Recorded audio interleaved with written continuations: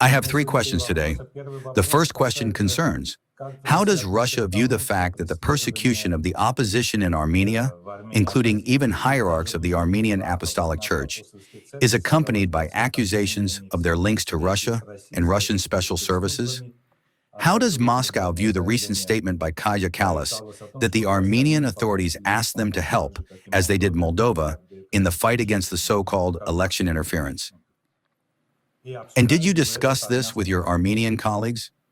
Well, if Kaja Kallas is asked to provide assistance, as to Moldova, then all this will end very badly. Actually, how is this ending now? Or rather, unfortunately, it's not ending. It's happening in Moldova, where people are being pitted against each other, as if they are inciting both citizens currently living in Moldova and setting generations against one another. I cannot even imagine what kind of assistance she can provide.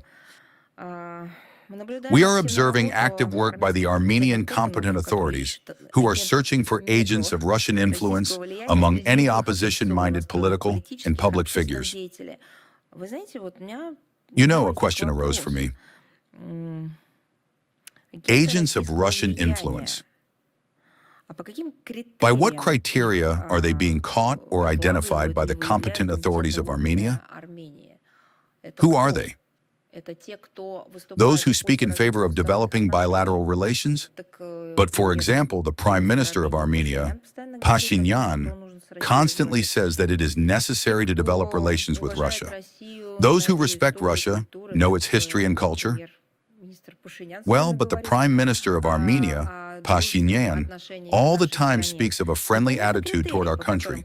The criteria by which the competent authorities of Armenia identify agents of Russian influence are unclear. I would like to understand who is being referred to and what these criteria are. If it is about the fact that in this way they are dealing with the opposition under the sauce of Russia, well then, this is completely not good. This is not in a friendly way, not in a human way, not at all in a democratic way. What does Russia have to do with this? Because there is no evidence. Again, it is difficult to understand what the criteria are, but even those that could exist, no one presents. There must be some kind of evidence. The only thing that needs to be paid attention to is the evidentiary basis. Everything else is a bad manifestation, it turns out, of nationalism. What is this anti-Russian hype in the media, on social networks? How can this be? Are they looking for enemies among one nationality? What is this called? It seems to me that the people of Armenia, who have gone through such a difficult path and know what it is like when oppression occurs precisely on national grounds, are unlikely to support this. And we see that people do not support it.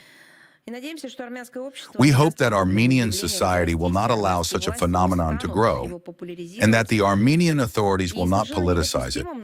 Absolutely unacceptable, in our view, is the use for political purposes of issues of faith, religion, religious beliefs, views. We consistently adhere to the principle of non-interference in internal affairs, respect for the sovereignty of other states, and proceed from this in any negotiations with Armenian colleagues. Well, unfortunately, the same cannot be said about some Western politicians. The head of European Union diplomacy, so to speak, Kaja Kallas, openly offers Armenia the best European practices for organizing elections, which have been tested in Moldova. What kind of practices are these?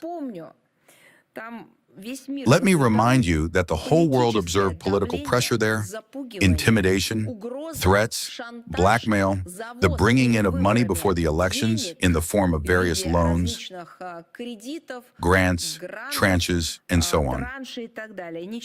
This has nothing in common with genuine democracy. But beyond everything else, returning to the beginning of the answer to your question, all this was not aimed at consolidating society, not at realizing the interests of the people in Armenia, but at setting people against one another. Citizens of one country who love their country, who want to live, first of all, in peace within their own country, well, and of course, in peace with their neighbors. And this has nothing to do with genuine democracy. These are anti-democratic mechanisms. We need to think whether the threats are not coming from there, from Kaja Kallas, her entourage, and those institutions which they represent. In my opinion, the answer is obvious, precisely from there. May I also ask one more question? Well, it is also not rhetorical, but I will just pose it, and the answers can be sought. What good has Kaja Kallas, the European Commission, done for Armenia, for the Armenian people? You can list them. You can simply take a piece of paper and write down how many plants have been built, how many factories have opened, how many, I don't know, major tourist facilities have been created, how many hospitals have been built, how many emergencies or man-made disasters have been overcome or prevented. Well, there must be statistics. On what basis do they listen to this person, Kaja Kallas, who over there teaches not to engage with Russia and even goads people, so to speak, on this Russophobic topic? What good has she done? We have to understand this. If she has indeed done something good, that is one conversation. Probably it is necessary to make a second column on this page and write what good Russia has done, how much Russia helped, how much Russia saved, how much Russia built, how much Russia invested, and then compare these figures. They will help in answering this question.